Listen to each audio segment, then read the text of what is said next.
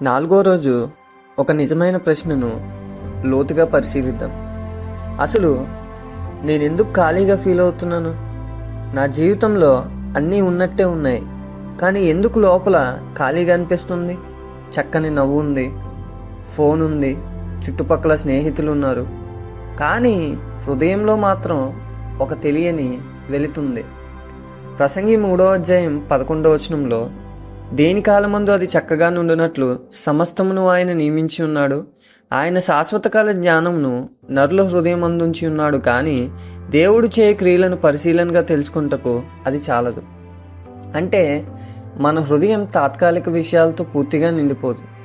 డబ్బు కొంత ఆనందం ఇస్తుంది, సంబంధాలు కొంత శాంతినిస్తాయి, సాధన కొంత గర్వాన్ని కూడా ఇస్తుంది, కానీ ఆ అంతర్గత ఖాళీని పూర్తిగా నింపలేవు. ఎందుకంటే మనిషి కేవలం శరీరం కాదు, ఆత్మ కూడా. ఆ ఆత్మ దేవునితో సంబంధం కోసం సృష్టించబడింది. ఆ సంబంధం లేకపోతే అంతర్గతంగా ఖాళీ అనిపిస్తుంది. నీవు ఫీల్ అవుతున్న వెలితి నీ బలహీనత కాదు, అది ఒక సూచన. నీ ఆత్మ దేవుని కోసం ఆకలిగా ఉందనే సూచన.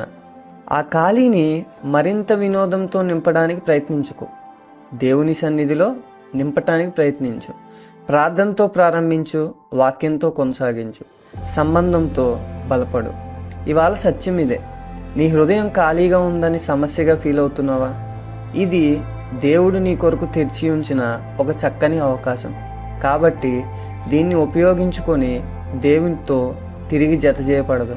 డే 5లో మరో సత్యంతో కలుద్దాం.